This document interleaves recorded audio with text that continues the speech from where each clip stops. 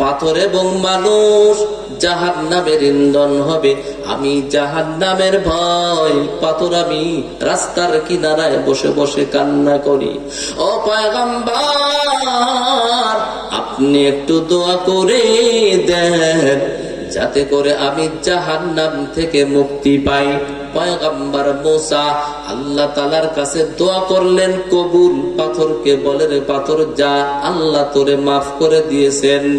এবার মুসা পয়গম্বর সামনের দিকে দৌড়াইতেছেন, কাজ কমপ্লিট। আবার এসে দেখে পাথর পূর্বের নেই, আবার কান্নার আওয়াজ। ডাক দিয়া বলে, রে পাথর কি ব্যাপার? আল্লাহ তো মাফ করে দিয়েছে, কিন্তু তারপরও এখন আবার কেন কাঁদো? পাথর ডাক দিয়া বলে, পয়গম্বর, আমি বুঝলাম, একটা শিক্ষা গ্রহণ করলাম। আমি যখন কান্দিছি, কান্না করেছি, আমার আল্লাহ এই কান্নাকে কবুল করে আমার ওপর খুশি হইয়া জাহান্নামের আগুন হারাম করে দিয়েছি। এতে আমি বুঝলাম কান্নার চোখের পানির দাম আল্লাহ তাআলার কাছে অনেক বেশি। এতদিন আমি পাথর কেঁদেছি জাহান্নামের ভয়, আজ থেকে আমি কাঁদব কিয়ামত পর্যন্ত আমার আল্লাহকে হাত করার জন্য।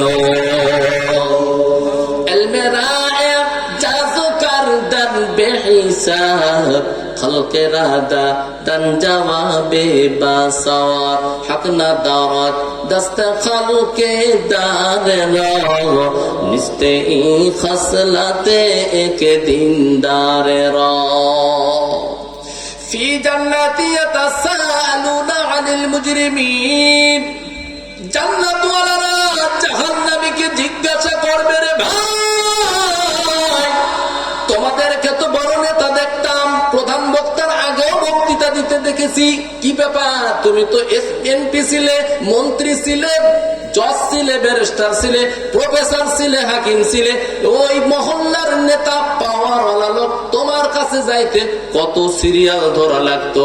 এত তোমাকে দেখার পরে মানুষ সিলেক্ট করত, কিন্তু কি অপরাধ যে অপরাধের কারণে তুমি জাহান্নামের মধ্যে ঢুকে পড়েছ? মা সালাকাকুম ফি সাকার, কি কারণ, কি সমস্যা, কি বড় অন্যায় অপরাধ যে অপরাধের কারণে আজকে তোমরা জাহান্নামে?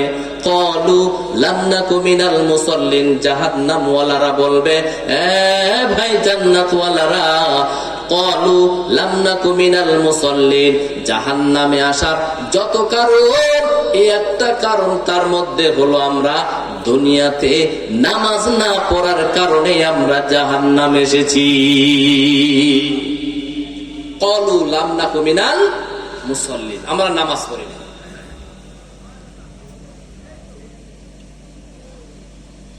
মুয়াজ্জিন সাহেব ডাক দেয়, হাইয়া আলাস সালাহ। আল্লাহ বলে, কই তোর তো আমি মসজিদে পাইলাম না।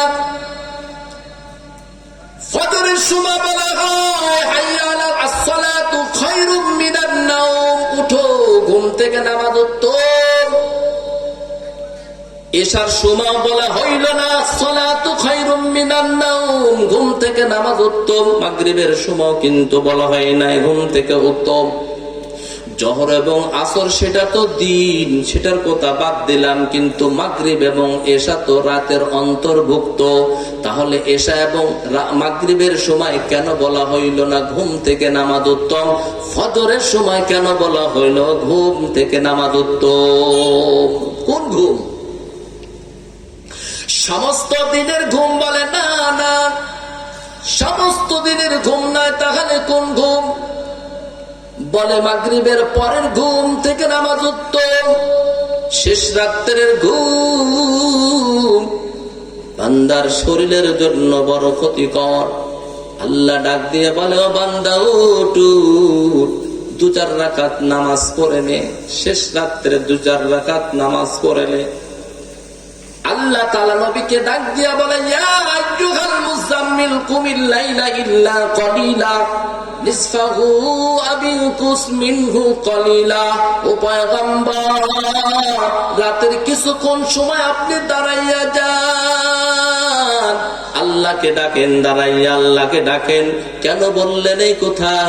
আল্লাহ বলে, বান্দা ফজরের সময় আমি তোমাদেরকে ডাক দিয়েছি, তোমরা মসজিদে হাজির হও নাই। জোহরের সময় ডেকেছি তোমাকে মুয়াজ্জিনদেরকে দিয়ে, সেই সময় তুমি হাজিরা হও নাই। ও বান্দা আসরের সময় মুয়াজ্জিন ডাক দিয়েছে, হাইয়া আলাস সালাহ, আসো নামাজের দিকে, আমি তোমাকে সেই সময় মসজিদে পাই নাই। ফজরে পাইলাম না, এশাও পাইলাম না, মাগরিবেও পাইলাম না। আমি আল্লাহ এতে নারাজ নয়, বরং আমি আল্লাহ এখন নিজেই তোদেরকে ডাকার জন্য রেডি হয়ে গেলাম। আল্লাহ ডাক দিয়া বলে, ও বান্দা, 5 বেলার নামাজের সময় তোমাদেরকে আমি ডাকলাম, উঠো। ফজরের সময় আমি মসজিদে পাইলাম না, জোহরের সময় পাইলাম না, আসরের সময় তুমি হাজিরা দাও নাই, মাগরিবের সময় না, এশার সময় না। এরে বান্দা, 5 ওয়াক্ত নামাজের সময় আমি তোমাকে পাই নাই, এই জন্য আমি তোমার উপর রাজি, তোমার উপর নারাজ নয় রে বান্দা। আমি এবার নিজেই তোমাদেরকে ডাকার জন্য রেডি হয়ে গেলাম। আল্লাহ তাআলা বলেন, আমি তোমাদেরকে ডাকার জন্য প্রথম আসমানে এসে হাজির। ও বান্দার কত ঘুমাইবি? ও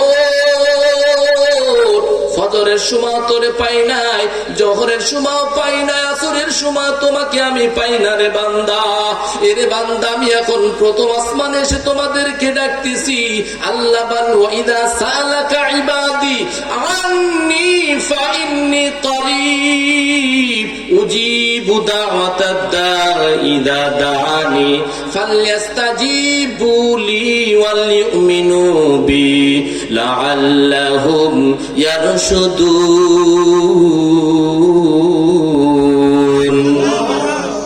المرائع جازو کردن به حساب خلق رادا دن جواب باسواب حق ندارد دست خلق داره رو نسته ای خصلت که دین داره رو আল্লাহ তাআলা প্রথম আসমানে সে ডাক দেয়, বান্দা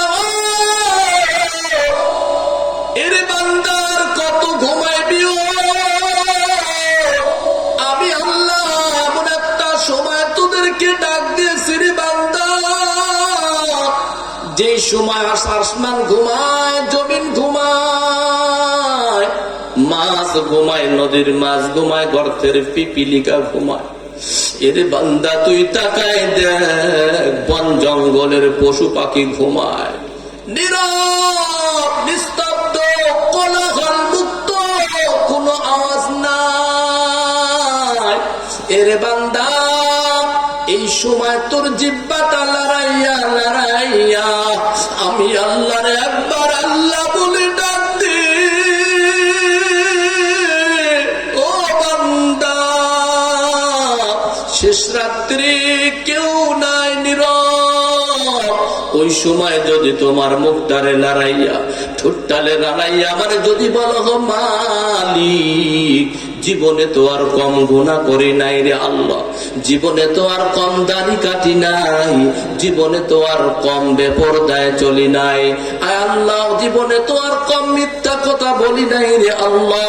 এই নীরব নিস্তব্ধ কোলাহল মুক্ত সময় আমি আল্লাহ, আমি তোমার কাছ থেকে ক্ষমা চাই, তুমি মাফ করে দাও। আমি ওয়াদা করলাম আর নফরমানি করব না, আর দাড়ি কাটবো না, আর বেপরদায় চলবো না, আর নামাজ নষ্ট করব না।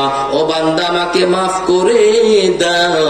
আল্লাহ বলে, বান্দা এই গভীর রজনীতে তুমি ঠোঁটটা লড়াইয়া লড়াইয়া আমি আল্লাহর কাছে তুমি ক্ষমা চাইতে বড় দেরি হয়, আমি আল্লাহ তোমাকে মাফ করতে মুহূর্তের মধ্যে আমি দেরি করি না, মাফ করে দে। अल्लाह अल्लाह क्या मुबारक नाम है, अल्लाह अल्लाह मोमिनों का काम है। या इलाही तू मेरा माबूद है, या इलाही तू मेरा माशूक है।